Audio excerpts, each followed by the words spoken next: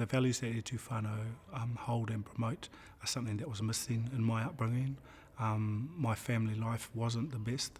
I was a state ward at a very young age, and so the concept of Aroha and Manaakitanga and awhina were foreign concepts to me. I thought I understood them from my upbringing, but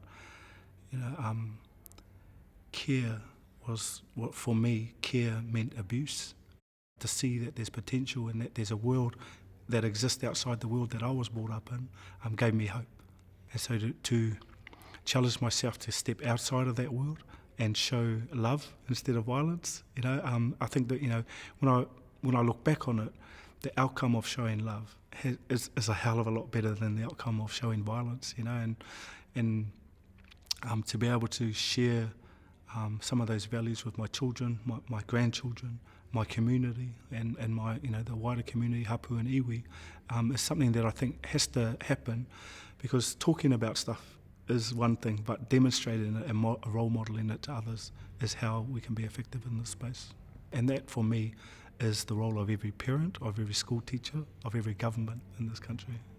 The E Tū Whānau kaupapa doesn't dictate what one should do in their lives.